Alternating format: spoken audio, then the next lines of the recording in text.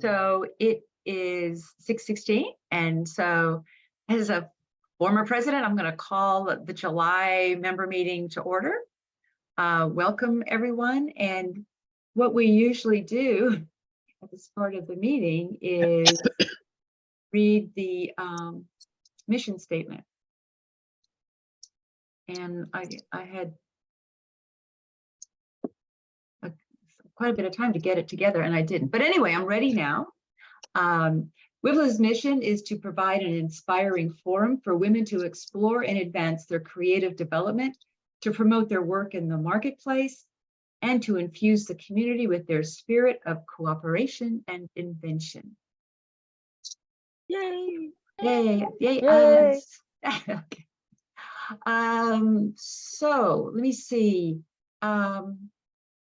Ellen, I saw you. There you are. Ellen, do you have any literary announcement for us this evening? Not really. We have the meeting in November that will be literary, and the topic will be doors. Write anything you want, as long as you can read it within 5 minutes. You're welcome to do so.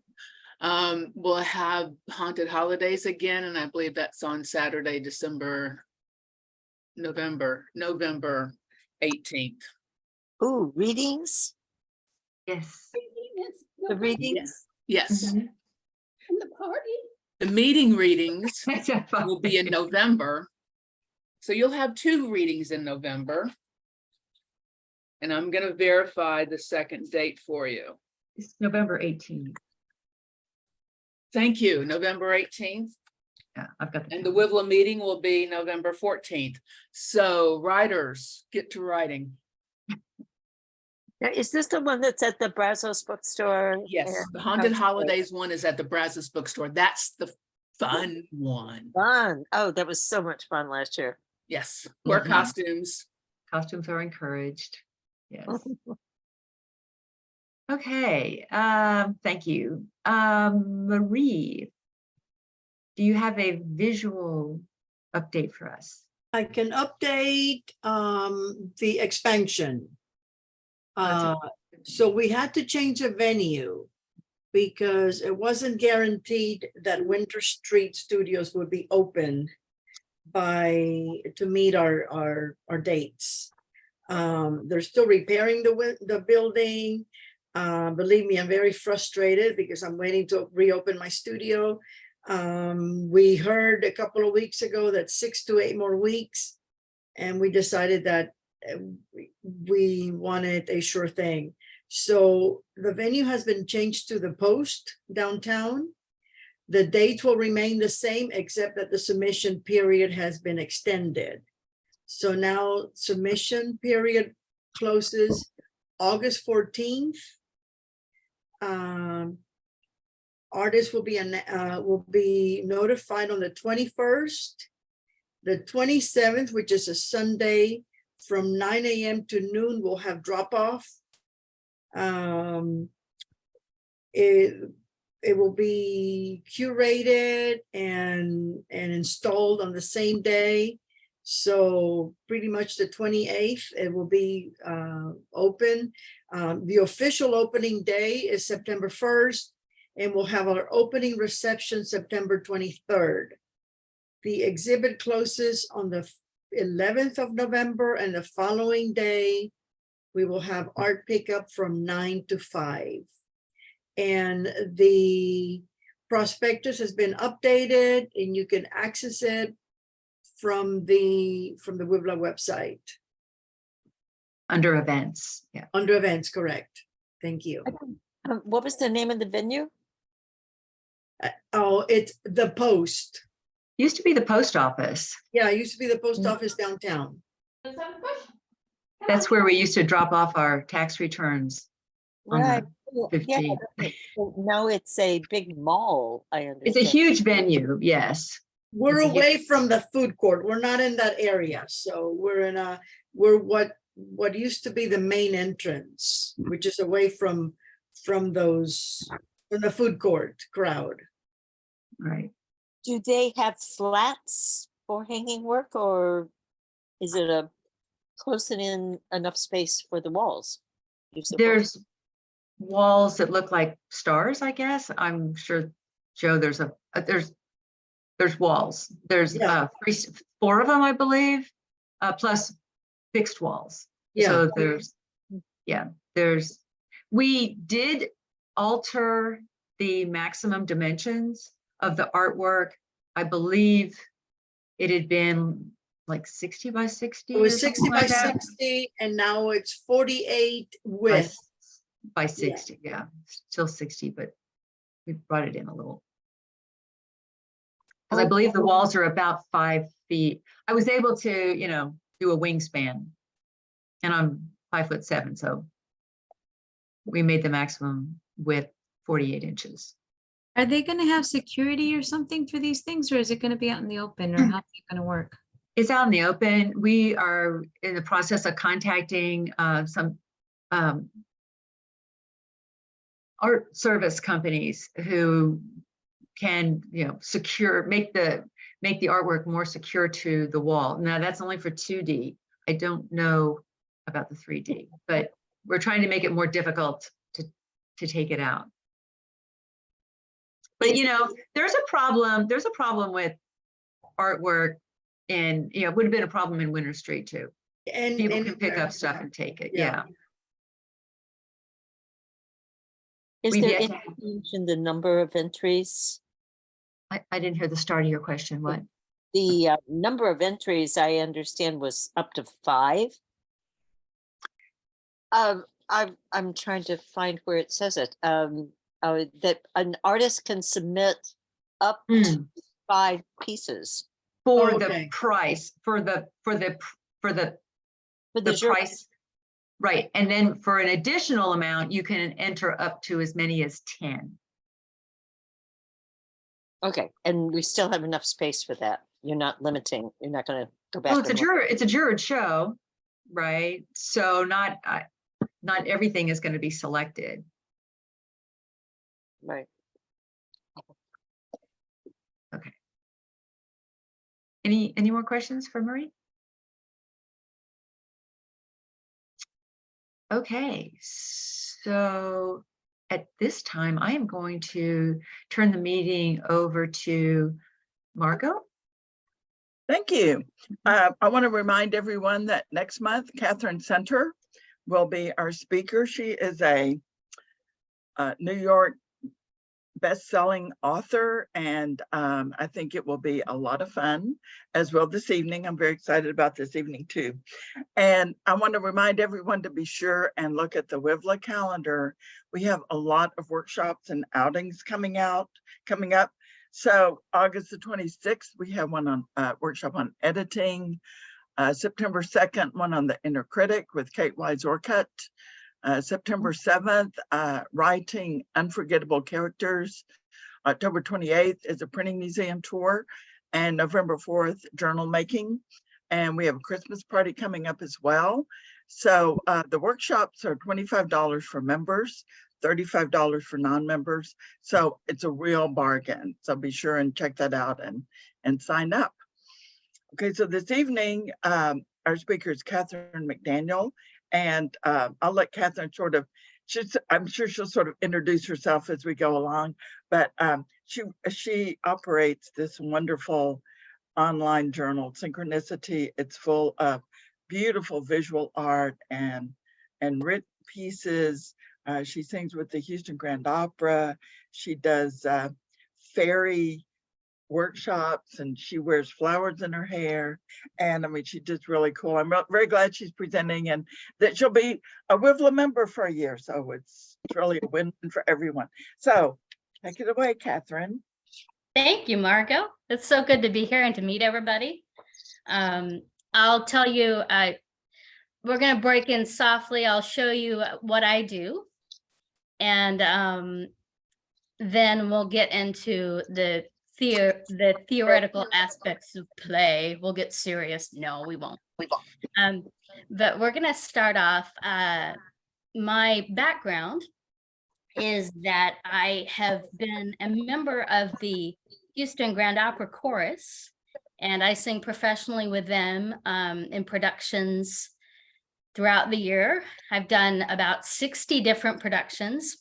Oh my God. And some productions I've done more than once. So who knows? If I were to count production runs, it's somewhere around 70 or 80. I don't know. I do that every few years and I haven't done it in a while. So, but I am so lucky to be a part of the Houston Grand Opera and to be in a realm that is so conducive to play and to collaboration. So I thought I'd start off by showing you a few funny pictures of some onstage and backstage shenanigans. So let me get my my first slideshow up here. Hold on just a second. So this is Carmen, which I've done a couple of times. And you'll see the crazy, really crazy wigs and really crazy makeup. I actually had, if you see me in the middle here, that's me in the center that they're sort of screaming into.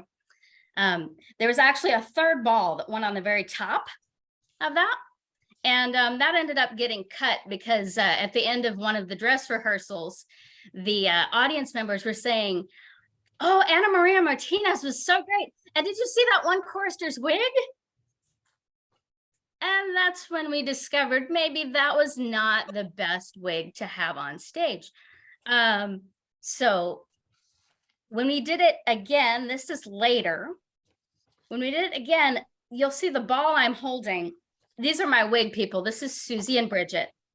And the ball I'm holding has a magnet in the bottom, which attaches to the top of the wig. And when I saw this, this was the second time I'd done Carmen. When I saw this, I said, magnet seems risky to me.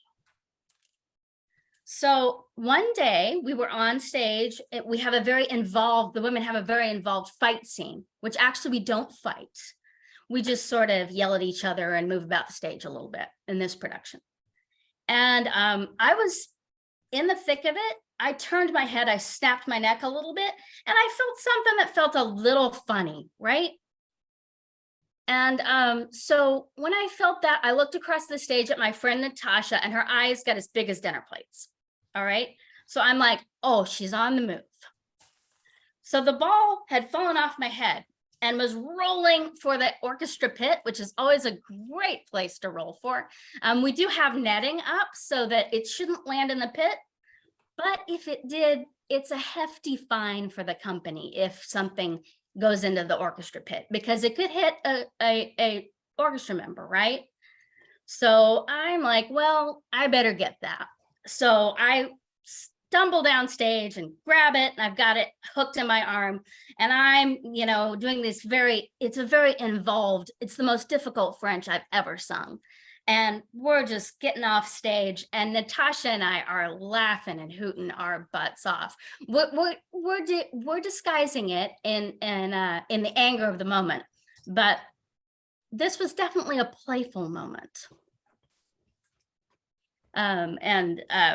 So the ball here that I'm holding in my hand was after that named Carol Ann, after Poltergeist.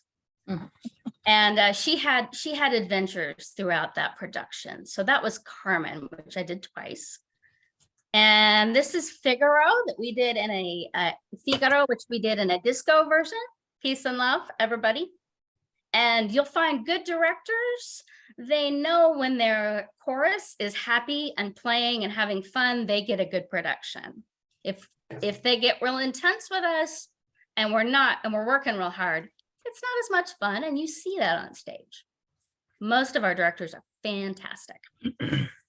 This here is Elixir of Love. We're all, this is the drunk ladies. I was the librarian. This is also Elixir. This is an onstage shot, so you can see what that looks like. Here's the librarian with her two boyfriends. She was very pent up and then relaxed in the second half, as did all the other ladies. This is a little fight scene we had over my cardigan at the end. It was a bit that was hilarious. This is Faust, in which I got to be part of the swing kiss. These are the guys who held me and swung me in the air. There was a tenor opposite me. We were the two smallest people in the chorus. It was great. There was a tenor opposite me who was swung at me and we had to kiss on stage. It's fun, you know. That was the second time I'd done Faust. This is Nixon in China, which is my favorite. That was my favorite opera to perform because it's so cutting edge and current. We don't often get to do that. We're usually in a foreign language, way back in the Middle Ages. And this is just so different. Next, Aida. The Wreckers, which was this past season. I don't know if you saw this. The Wreckers is an exciting piece by Dame Smythe. She was a composer who actually inspired Benjamin Britten.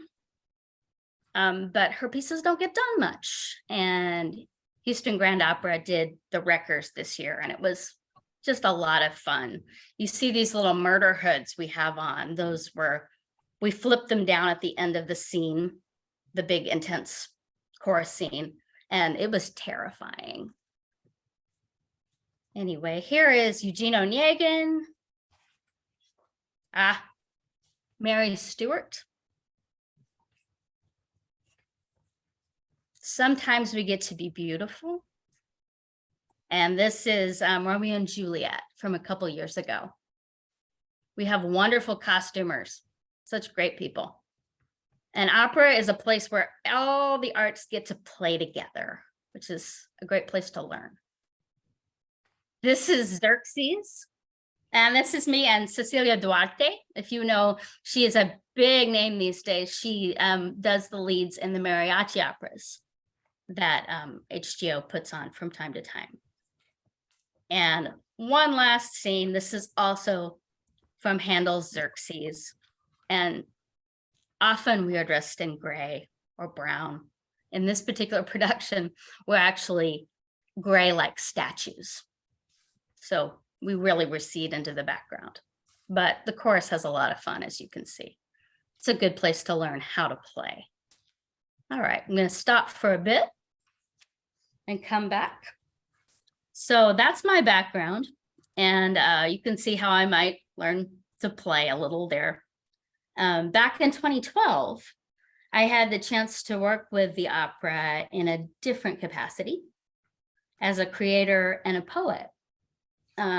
They sponsored an initiative called Houston Artists Respond, which connected poets, artists, and musicians with members of the community at Baker Ripley House, which supports residents of Houston's East End.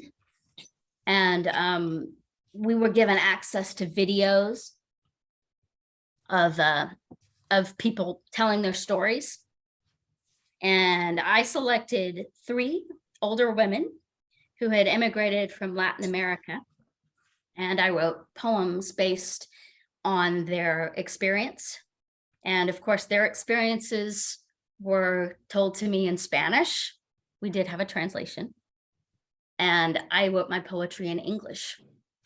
And it was during this time that I discovered how much I enjoyed collaborating and how much I enjoyed telling stories that weren't told all the time. I mean, these were 3 women who one the poem was about her when she was a child, when she got her first pair of shoes. She was a teenager.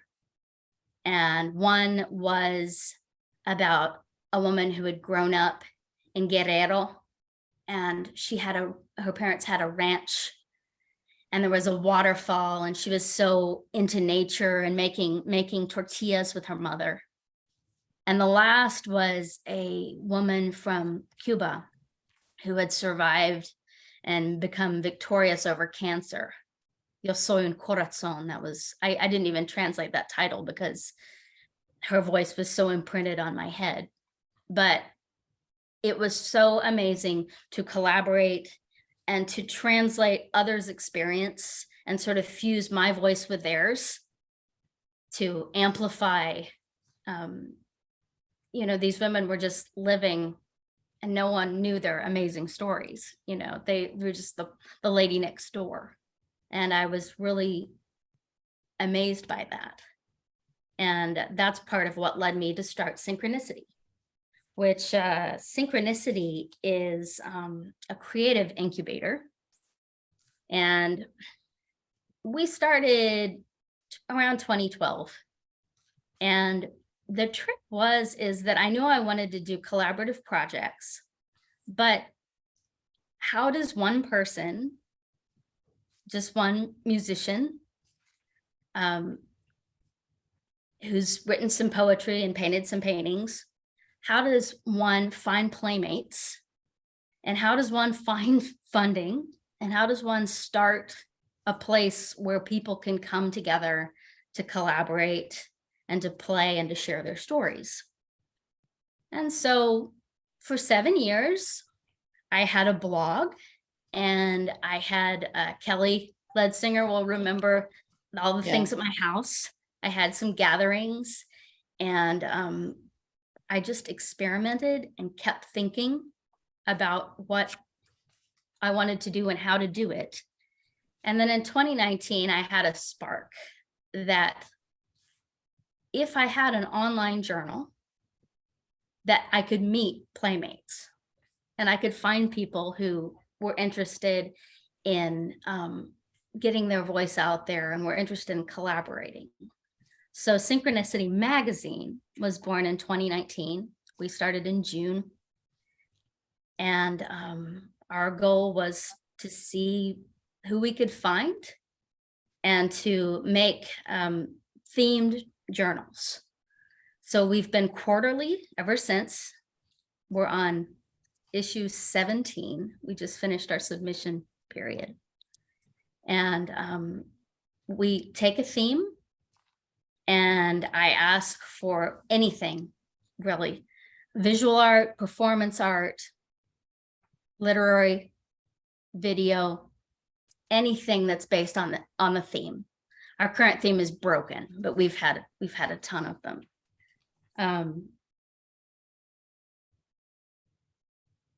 The design process is led by the Jungian concept of synchronicity, thus the title, which means I'm finding relationships and connections across a wide variety of viewpoints, media, and genres. I'm just trying to connect things. And it's amazing the things that will show up twice in a submission period or 4 or 5 times. One time we had a bunch of stuff that referenced Batman, and Batman was not the theme at all. It just showed up and we were like, interesting. But you never know what you're going to get and what it's going to connect to. So I'll just show you a few of our covers, because our covers, we have 3 contests now. We've worked our way up. We have a big enough subscriber base, and we do charge a small submission fee that we are able to support 3 contests for every issue. So we do a small honorarium for the cover, for poetry, and the other one rotates through different genres. So it might be video one time, and it might be short stories the next time, or short plays. And things really took off during the pandemic, but let me show you some of those covers. Hold on.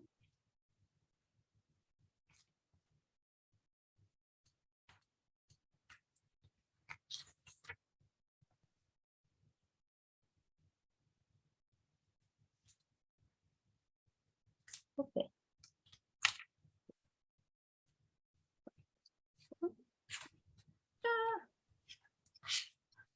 We'll close that one. Here we go. And these aren't all of our covers, so just a few.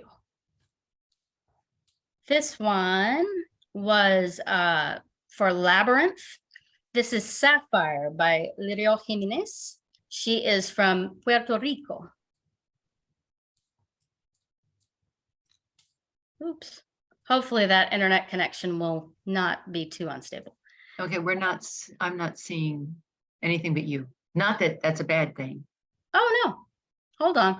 I'm also getting internet connection unstable, so that's fun. But let me just back out, make sure that this is showing. Doop-a-doo.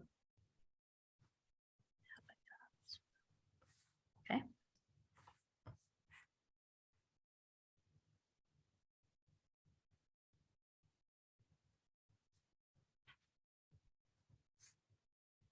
You see things now? Yes, very good. Yeah, great. Mhm. Excellent. So this is Liro Jimenez. She's from Puerto Rico. This is a work called Sapphire. It was one of our first, I think it was our first big cover that that we placed.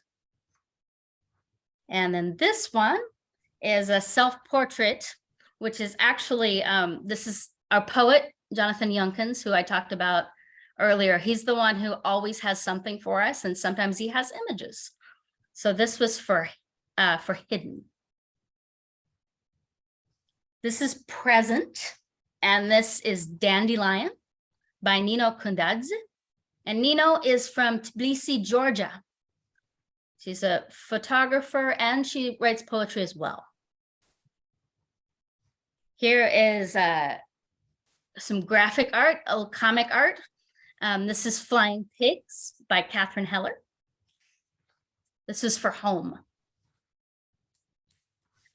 This one is a bit of beach art by Jabin, also with Ariel Neo, French filmmaker and painter. And she painted the little painting that you see in the figure's hand.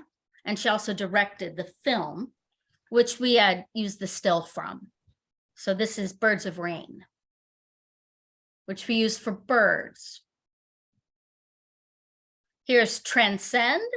This is Stars by Karen Bossonnier-Gauthier, who is an Indigenous First Nations artist living in Canada. She does digital art. She does a lot of great covers. That was for Transcend. Here is another one of our poets turned photographer. This is Cauldron, which was the cover for Ritual. Hey, here, you may know this artist. This is Yolanda Movsesian, who is a wonderful Houston poet and artist. And this is Dance in the Flow, which was our cover for our Flow issue.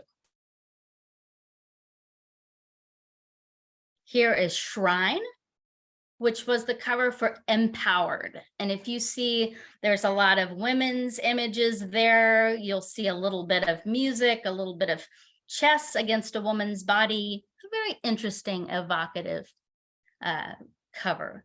Joan is also lives in Houston. She's also a local artist these days. This is from the Hidden Dimension 2. This is Sarah Ju Ching, who is from Singapore. And that was for, it slipped my mind. That's not that far back either. I can't remember. Oh, that was Intersections. That's why. That's Intersections. This is Cindy Yung, The Journey, and she's from Hong Kong. And that was for our Wild issue. Our current issue, which is, what is our current issue? Curiosity. Curiosity has, the cover is Applause by Elżbieta Zdunek. She is a Polish artist who lives in the UK. And we'll be deciding in the next week or two what our new broken cover is going to be. But I'm always surprised at how far afield some of these artists come from. That's great. It's fantastic. We've had artists in our journal from every continent except Antarctica. Yeah. But I don't think you maybe not so many artists hanging out in Antarctica, but we'll find some eventually. But anyway, that's our covers. Let me come back over. Stop. All right.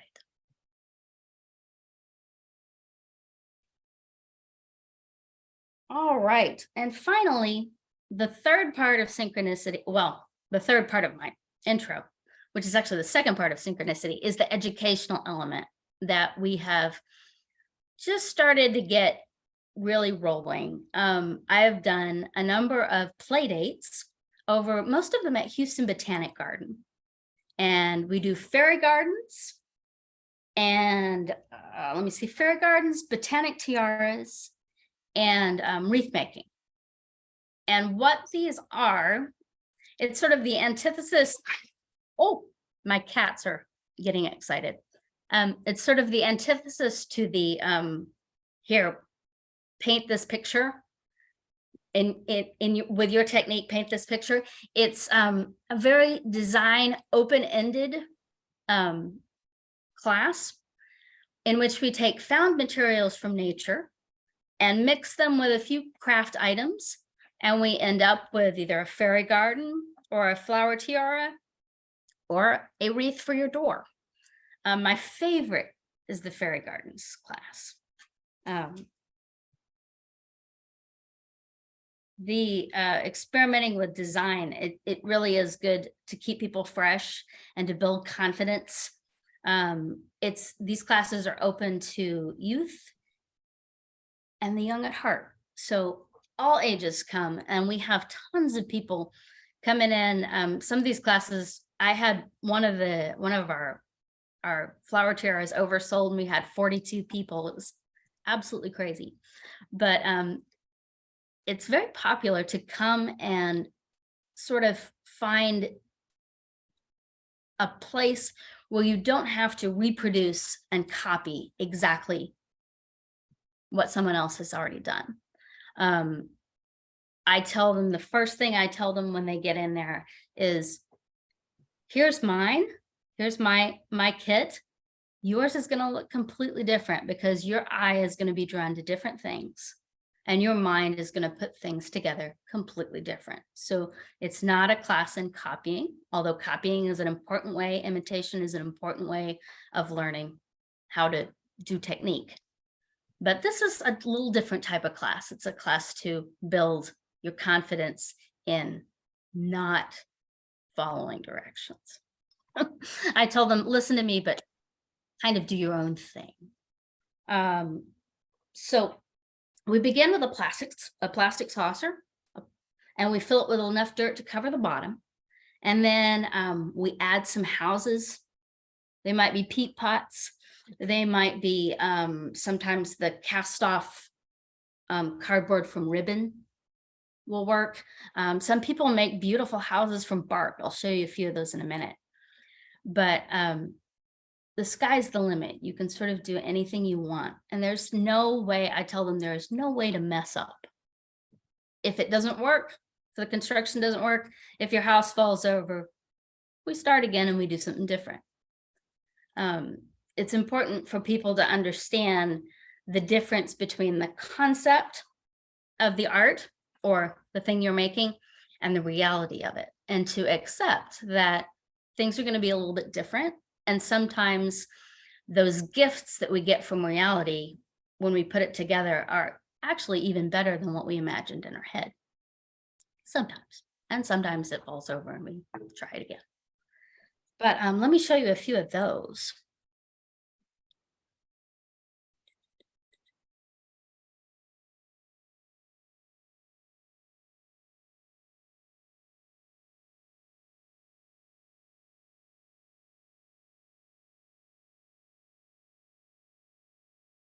Okay, third time's the charm. We're going to see if this goes straight in.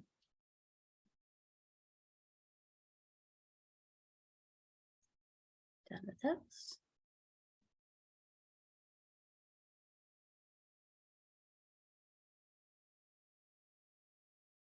All right. Can you guys see? Yes. Yay, great, excellent. So here's a fairy house, and I'm not going to show you mine. I'm going to show you the beautiful things that people have made. Oh, the cats are crazy. I'm sorry, my cat is screaming. Let me figure out what's wrong. Where are you? Where is the cat?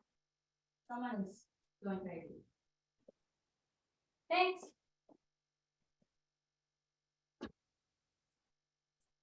Sorry.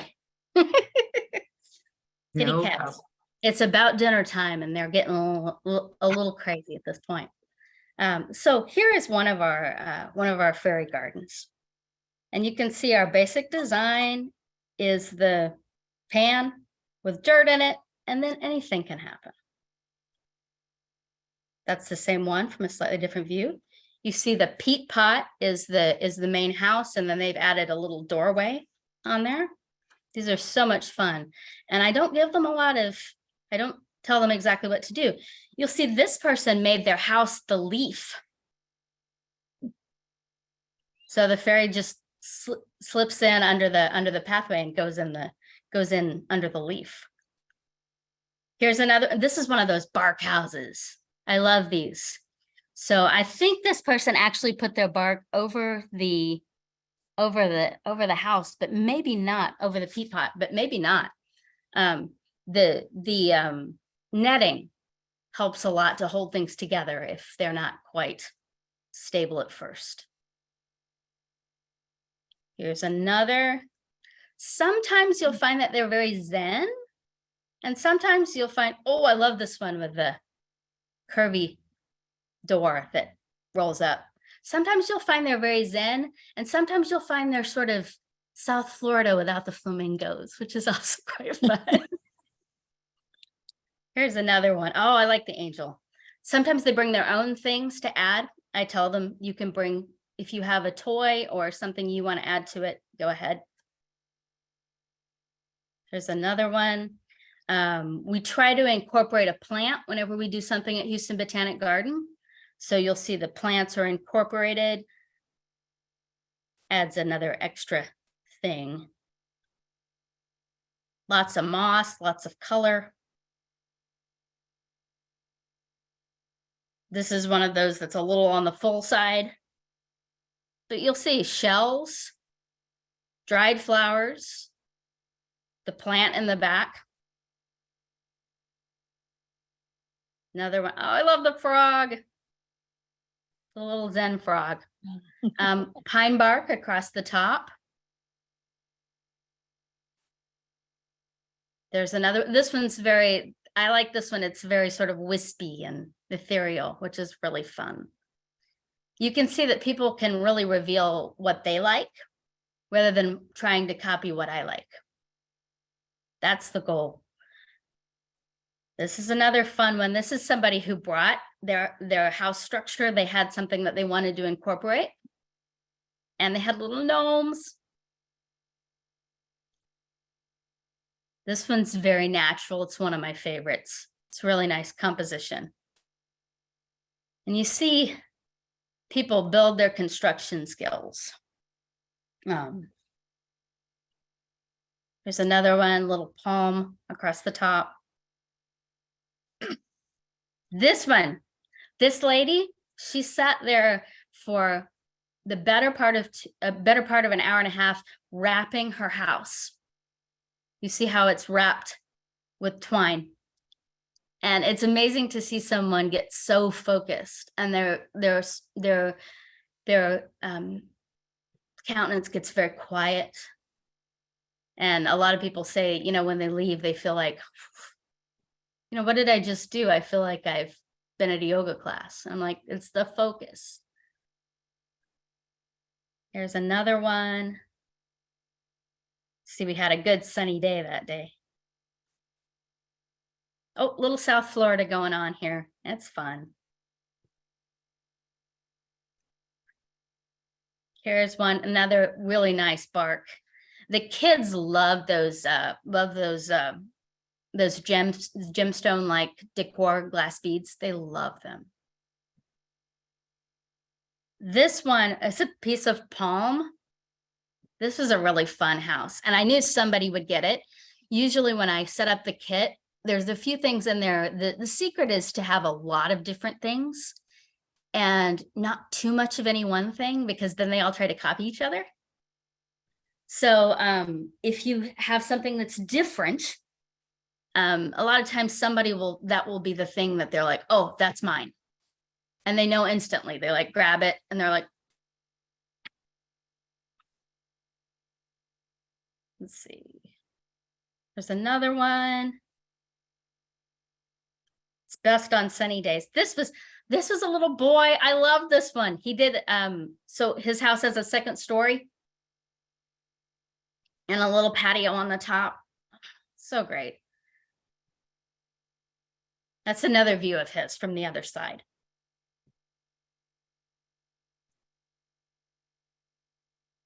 Here's one really beautiful composition, just lovely.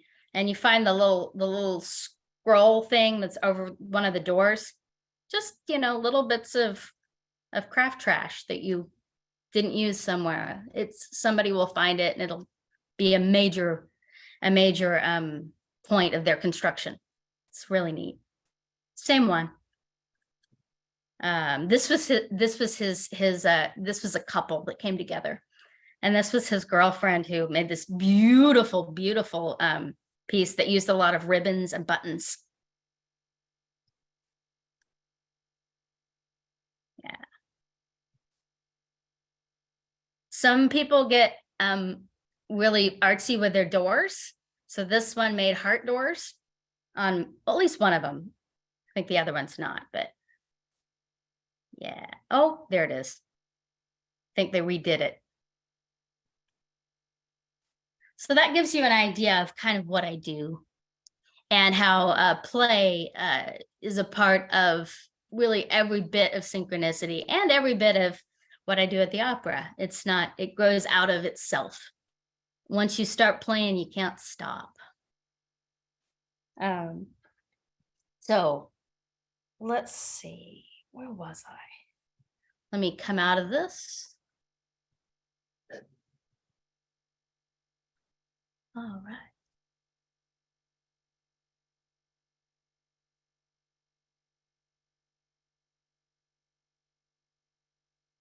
Here I am back. Great. Excellent. That was the best one yet. Now I'm ready to start, see? That's great.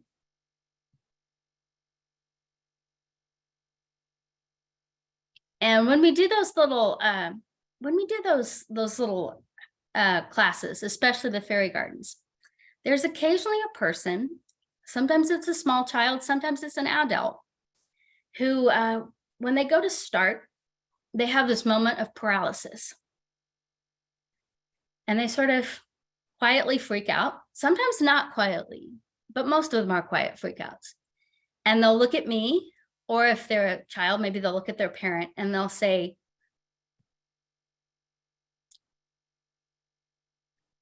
how do I start?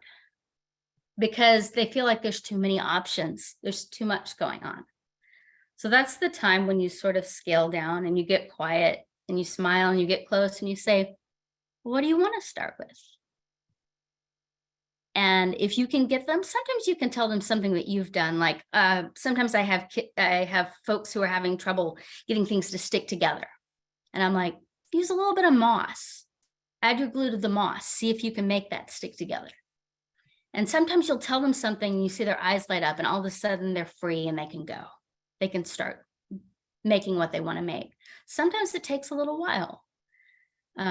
Some folks, we either have a natural indecision or we have a fear of making a mistake, of it not working. And sometimes that's because of our educational system, unfortunately.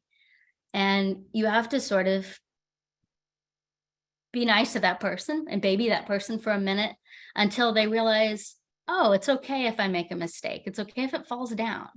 I tell them, if it falls down, we just put it together again. We'll try something different.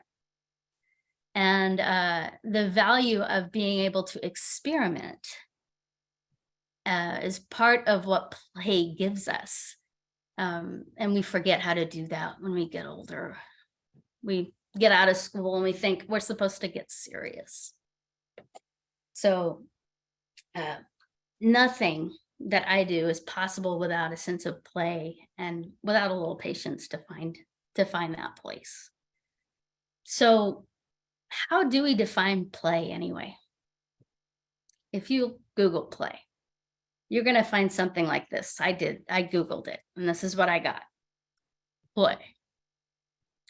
To engage in activity for enjoyment and recreation, rather than a serious or practical purpose. Or, and I love this one, to amuse oneself by engaging in imaginative pretense. Sounds a little negative, doesn't it?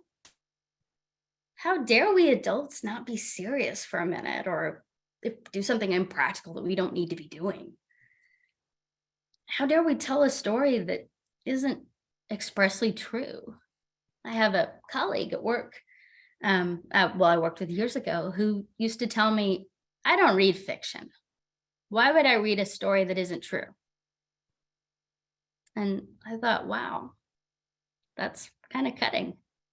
But this is what we do when we grow up, right? We sort of shut down and shut off parts of ourselves that are more imaginative so that we can keep up with the mindset of the workplace around us, right? Even we artists do this.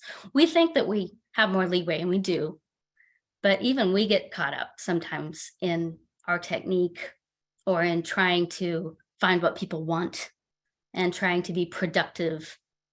You know, we all have to eat, and somehow when you have to make money, things become a little less fun. But part of that's because we allow ourselves to stop playing. I have a little movie for you. This is a little clip from, if you guys are, this is a little educational fair use here. If you guys are familiar with Charlie Chaplin's Modern Times, which was made way back in 1936. And things haven't changed. For some reason, we're not out of the factory mindset yet, but I'm going to show you the factory scene from that. Give me just a second.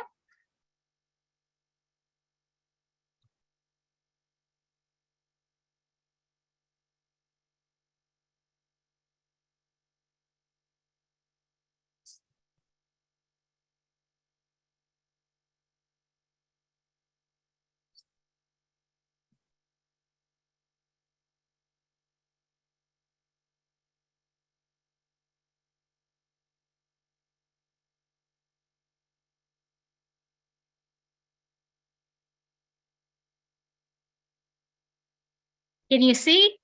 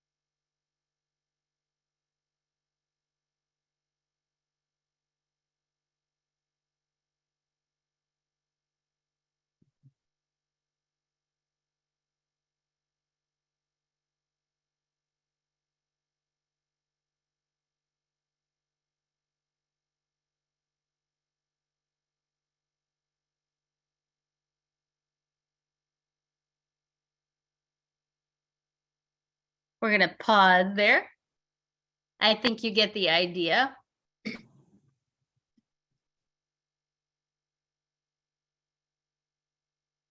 Come back out. Very good. Where'd the Zoom go? There we are.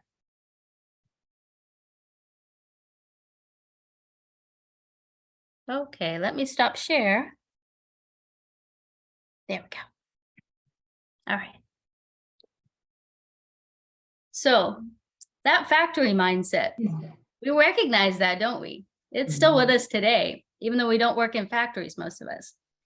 And why does that mindset persist? Why do we keep that?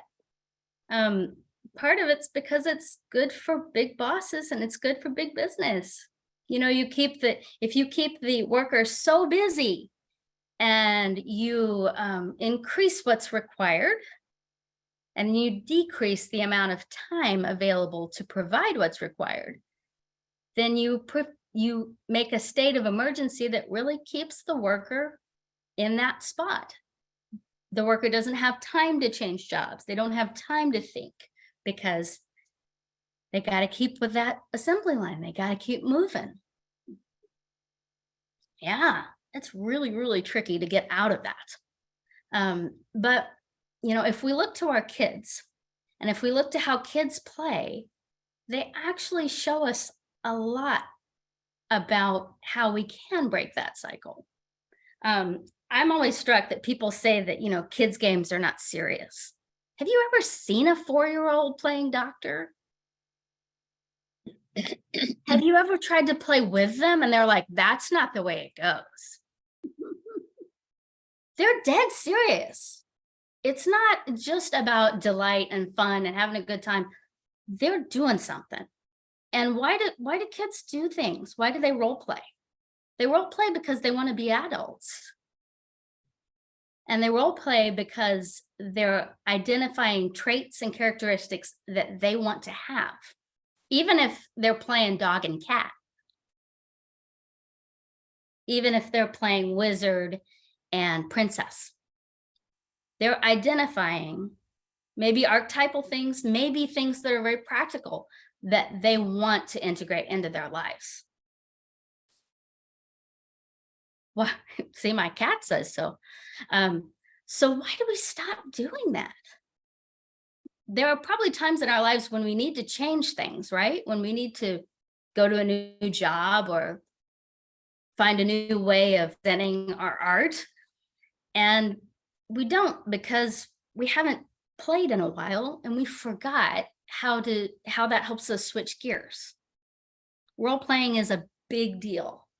And you know, when you're trying to make a piece of art, say you're a visual artist, sometimes if you can give it a story, it comes out easier. Sometimes it doesn't. Sometimes you need a little mythology or a little fantasy, even if that's not going to be in the final product. Kids teach us that. Yeah. So what if we changed our idea of what play means? What if we defined it? Try this. To play. To engage in an activity in which the parameters of reality are somehow altered, suspended, or relaxed. Or to use one's imagination to change perception. I'll say that one more time. Play. To engage in an activity in which the parameters of reality are somehow altered, suspended, or relaxed. Or to use one's imagination to alter or change perception. I find that's probably more useful and a little less pejorative than what society tends to say about play. There's no need to discard everything that we do when we're a kid as we get older. There's no need to stop things that delight us. There's no need to turn off our sense of wonder. There's no need to stop seeing things as if we had new eyes, right? But we do. And it's hard not to, because you get busy. Other elements of play, physical activity. Physical activity and mental activity, right? So when a kid's out there playing and they're jumping and running and doing things, they are exercising and they are honing parts of their body, muscles that they wouldn't be using if they were sitting looking at their cell phone. Oops. Sometimes they are. So that physical element keeps the body moving. And the mental element keeps the mind moving. So, you know, if we do a crossword puzzle or coloring or Sudoku, if that's your thing, then you're sort of changing your mental muscles. So how many of us, when we are when we're sitting on the couch feeling, you know, how our body feels that day, how many of us are like, man, I really want to go to the gym? I don't know about you, but it's not me.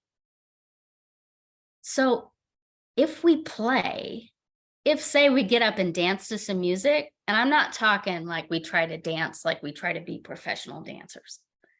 If we get up and dance to some music and we get a little physical exercise, we feel better, right?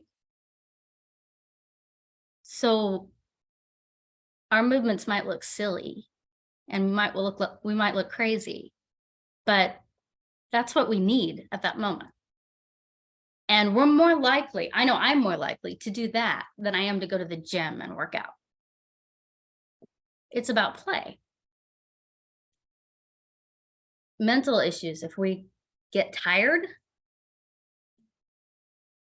we tend to just keep doing the same thing that we're doing rather than saying, hey, what if I sat and colored for 10 minutes?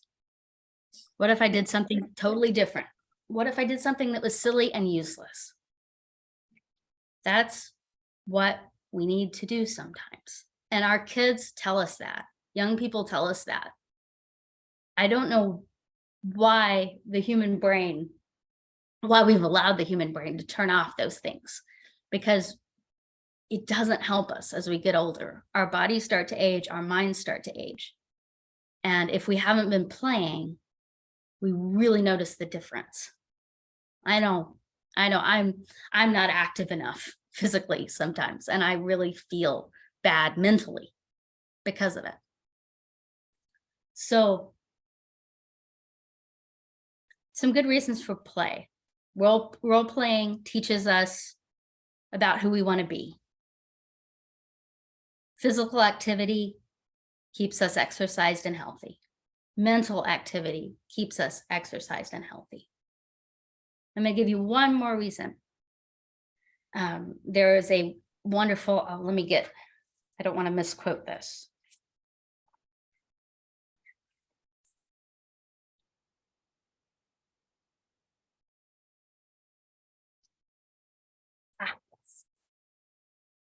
Dr. Karen Purvis. She was the late director of the Institute of Child Development at TCU, Texas Christian University. And she studied play extensively. And what she found and what she codified is that when we're playing and we have a new behavior, a new thing, a new technique we want to integrate into our arts practice, into our daily life. If we're playing, it takes about 20 repetitions, and then the synapse in the brain has formed, and that has stuck. We can do it again and again and again. So if we have a dutiful mindset and we follow the directions and we do it soberly, do you know how many repetitions it takes to get something to stick. Her count was around 400. So being serious ain't all it's cracked up to be. We don't always need to be focused on producing and on being perfect. If we can play, we can learn faster. And if we can learn faster, we stay younger. Our brains work better, our bodies work better. So it's really a no-brainer as to why we should keep playing. There's every reason to do it and almost no reason to stop. It feels good too, right? We can learn a lot from kids. We can learn a lot from each other. And we're artists, so I'm sort of preaching to the choir here. We play a little bit better and a little bit more easily than most folks because we make things and we're used to thinking a little bit more experimentally. But even we can get stuck. And I'll tell you, for example, I'm a musician, right? And sometimes my technique keeps me from making my best communication in a art song or in a opera roll or whatever I'm singing. Any opera singer will tell you that you have to be willing sometimes to make a bad sound in order to get the right sound, the sound that's going to fit the drama. Sometimes a snarl, a whisper, a half cry is going to work better than the shapely tone that we practice for hours and hours and hours as musicians. So what do I do sometimes? I might speak my text as a poem. I might paraphrase it. And this is my favorite. How about I convert the text into gibberish? If I lay that gibberish over the accompaniment of the piece, all of a sudden I can see gestures and I can see where the composer has a shout, a cry, maybe an expletive. You know, you can find that because you kind of take things apart and you play with it. So, you know, sketching, rough drafting, these are the times when we play, right? And if we can get something on paper, or maybe it's mixed media, that's my favorite, get something in reality before our brain comes on and says, oh, you should have done it that way. You should fix this. No, get it out there first, just, and then you can do whatever refinements you want later.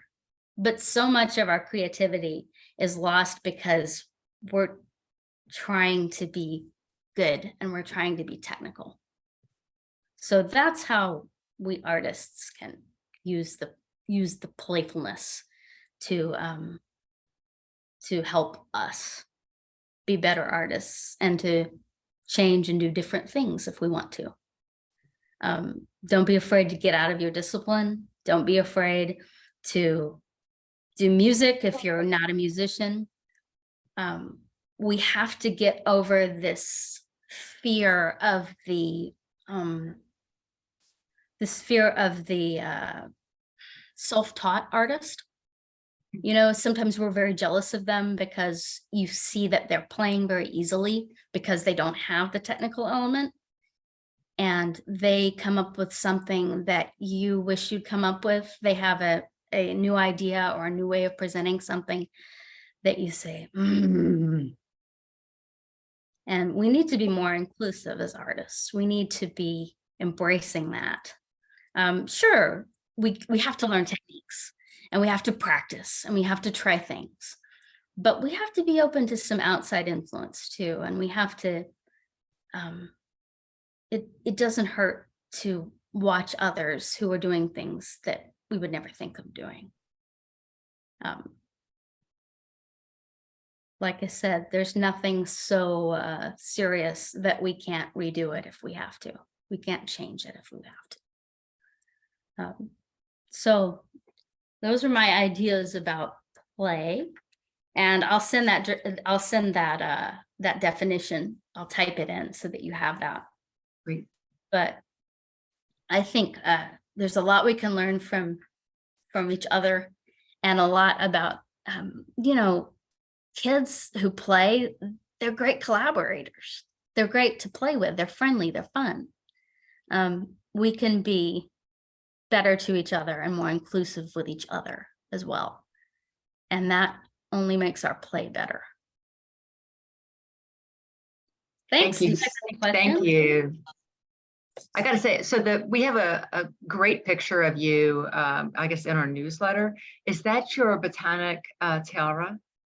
That's my Botanic Tiaras class. Yeah. Yes, it's fabulous. I love that class. That class is the most, because we have to twist the wire onto the frame. And there's a lot of, that class has a lot of technical difficulty. I always say when people bring kids to that class, I say, the kid's going to help you with the design, but you're going to be doing most of the work because they don't have the hand strength to get that put together. But it seems like you should be wearing long flowing dresses to make those tiaras. I don't know. Anyway, I enjoyed this. I loved the little fairy houses, gardens. It kind of also reminded me a little of the borrowers, how the borrowers would build the fairy house, right? With some shells and some found things. They were great. I love the idea of play. And Margot, you raised your hand. Yes, so I have a question. So I'm assuming that when people create their fairy garden, that they take them home with them? yes, Okay. they get to take them home. It's so much fun. Yeah, one of the things that it kind of reminded me of just a little bit is the idea of the Jungian sand tray. Except in the sand tray, you know, you go into the sand tray room and you pick out things that sort of you feel like they sort of grab you in the scary place, you know. And so I was wondering if, say, like around the Halloween or whatever, if you ever have like scary fairy gardens, you know, where people kind of go into their scary places and go, ooh, let's create a scary I love that room. idea. We haven't done that, but that's a great idea. That's fantastic. You do definitely make foraging a part of, foraging is a major part of the activity. So it's not just the construction part, but it's building things. And I try to tell people to take things that speak to you. You know, sometimes you look at something and you're like, I want to hold that. Or the color is just you, or, you know, sometimes I'll have like ladybugs and somebody will come in and go, I'm a ladybug. And I'm like, great, I have some, you know, and that's part of the mythology in their head, which helps them create things. And, you know, I was in one of the group therapy situations I was in a long time ago. One of the women in our group said, you know, I think we should all get together for play dates, like around like a big sand tray or just, you know, at the park or whatever, where we just play. And, you know, that never happened, but I thought it sounded like a great idea. It is. It's really great to play. Yeah. Yeah, not in the summer, but, you know, maybe like at the first nip of fall, to go outside and like throw stuff in the air and feel like you're a nymph of some kind, you know, just, yeah. Yep. So what time of year were you making those fairy gardens? Well, we do them in the fall and in the spring. Okay. When it's And nice. my last class was in May, but we did it indoors. So sometimes we do them indoors, sometimes we do them outdoors.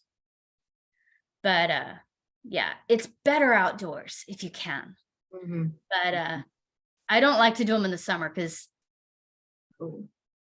Too hot. but tiaras and wreaths work better indoors. Okay. Oh, Okay. Yeah. Well, I think we have at least one member who would be all in on the scary fairy gardens. That's gonna be a thing now. I'm doing it. Yeah. Thank you. I am going to sell that. If we'll see if the Botanic Garden goes for it. They kind of like theme things, so they might really Mhm. enjoy that. We'll see if we Yeah. can. Yeah. And I'm looking to find new places to expand to too. I don't have to stay with them. I just contract with them, so Yeah. I can go anywhere. I've done a birthday party and a few other little things occasionally outside, but it's really, the nice thing about it is it's very portable. I have my kit down so that I can pretty much go anywhere. So Well, and since you'll be a member for at least a year, you can put these events on our calendar as well. So you members can. bet. That's So, awesome. yeah. Yeah. Looking forward to that. Yeah. And any other, y'all are, okay, so Jerry, you're on mute. So I kind of went around and muted people because I can.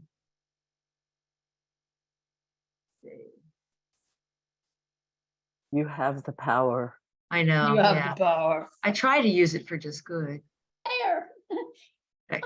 I used to document spider webs. We lived in a house with a hedge.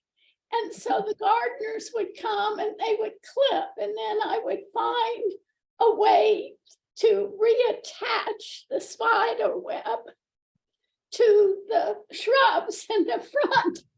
Yeah. It was Yeah. huge. Endangering any of the living leaves on but just to see the different things that they catch. The spiders catching their web and how they pull them in almost like fishermen. So, but somebody could observe that for a while and then collect it and put it into one of their scary dishes. I couldn't do that because I was always terrified of spiders till I was bit by one. And it caused immense damage and pain. But once that happens, you can't be afraid of something. Oh, really? Yeah. You get sort of past it.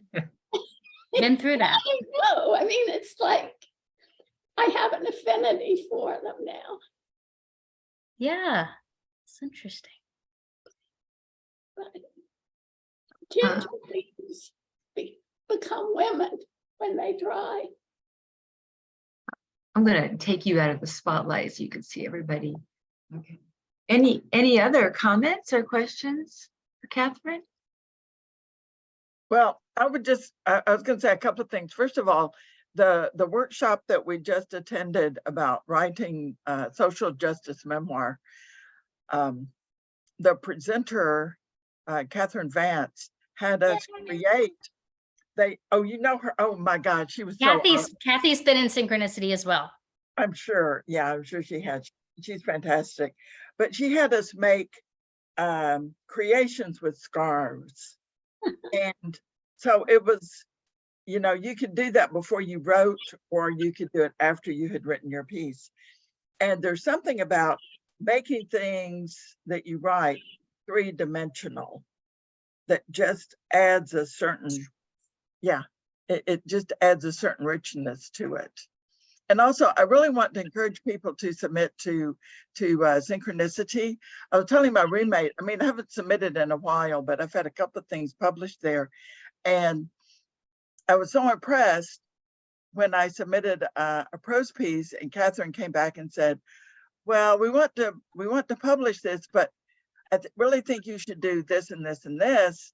And I thought, wow, this is great, because it made it better. And so that's, I appreciate the extra time and care that you take with your journal. It's very inspiring. Thank you. I think I see a lot when I read other things, other journals. I see sometimes things are reflected back without any thoughts. So there might be a typo, or there might be something physically in the form that I'm like, and as an editor, I try to always voice those things because we can't really edit ourselves. We don't Right. see properly. So if you tell somebody, now you have to, like, it's like when you're trying to get somebody out of their paralysis in a fairy gardens class, you use your nice voice and you smile and you approach gently. But a lot of times people are really, they really want some feedback and they don't get it. Yeah. Everyone's so afraid to give feedback because we're afraid of offending today. It's like the cardinal rule, don't offend anyone. And Yeah, no, I think your sometimes it feedback, hurts. I think your feedback is excellent. Thank you. Yeah, that was very, very helpful. And also Synkroniciti has readings, and people participate from all over the world. It's just incredible. Yeah, we So, haven't done one in a while. We've done some Zoom readings, and we had people from Nigeria and Amsterdam and Georgia, the country, and India, all over. And it's really inspiring, especially when we can get the technology to work, which it does most of the time, but occasionally it's funky. yeah. But it's really, I never thought that I would be working with people from so many different time zones. I have to really, I have to keep up with things like so-and-so's here, so-and-so's there, because I don't want to, I try not to email people in the middle of the night, although sometimes when we're at the beginning of the acceptance period, things will go out at a weird time. So, but yeah, it's So what was amazing. your next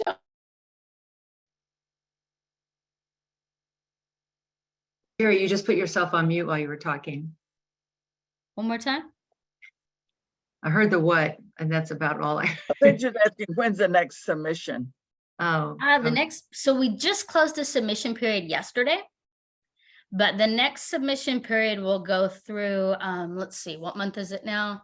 July. So the next one will be for our fall issue. So the next one will be mid October will be the submission deadline. And the theme's going to be space. Space. what? Space is our Space. next. Space? Space. Remember, we Space. had a theme for our collaboration of space. Space.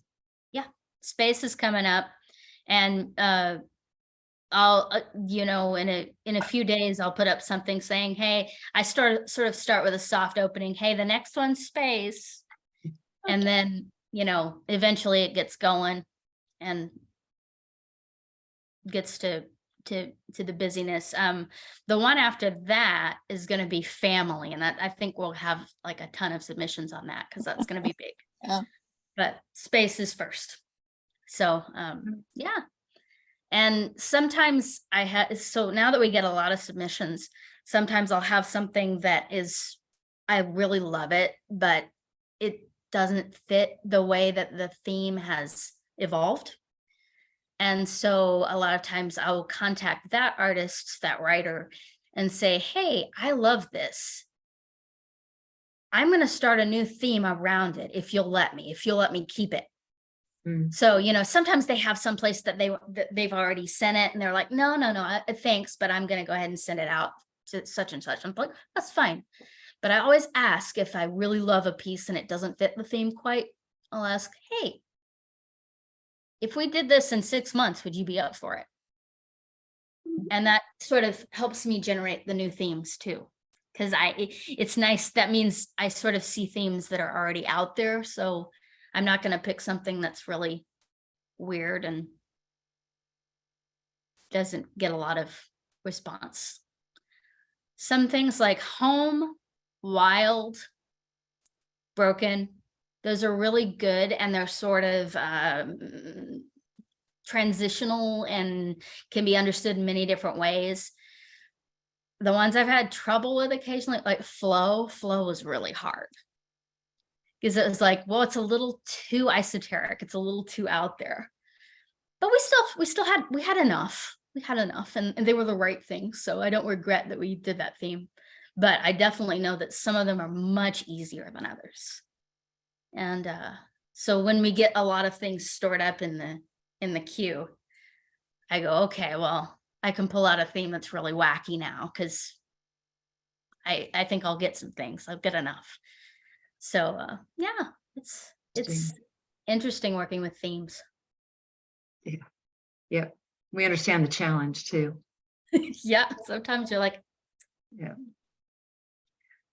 Anything else, y'all?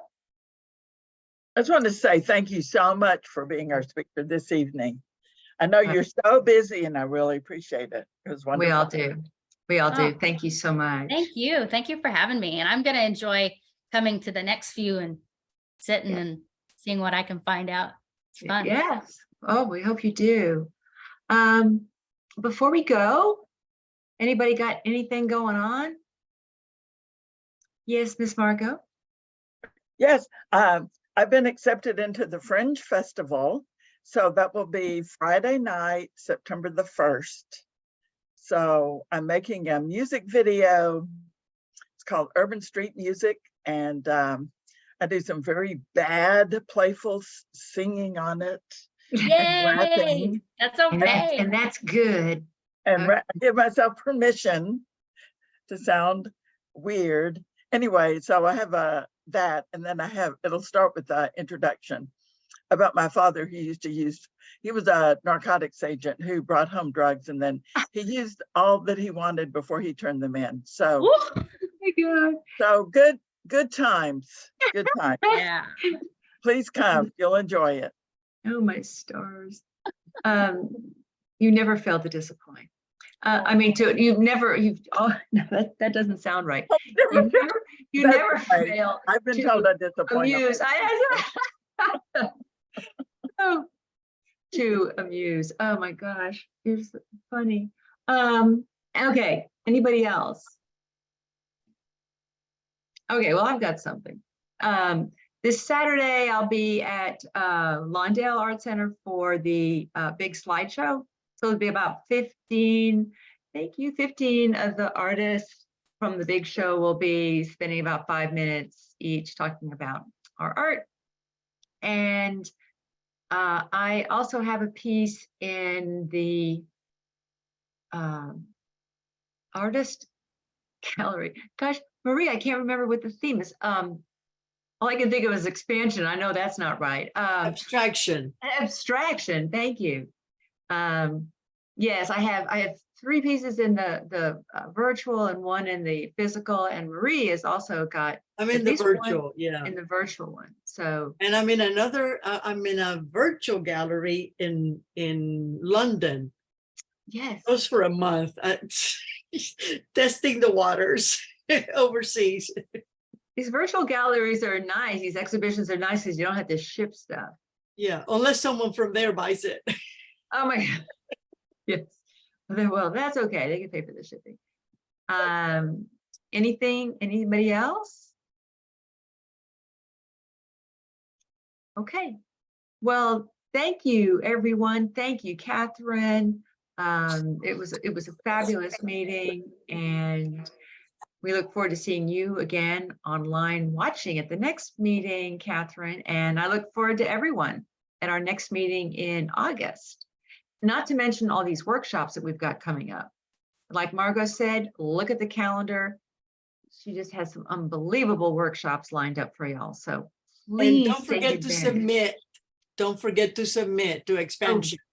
And while we were having playtime here this evening, you received an email from WIVLA. I didn't do it at the same time, it was scheduled, about the expansion exhibition. So it has a new dates and venue and all that. And you'll be receiving many more between now and the 14th. Y'all have a great evening, great week, great month, and I'll see y'all soon. Thank you. Bye-bye. Bye. Bye-bye.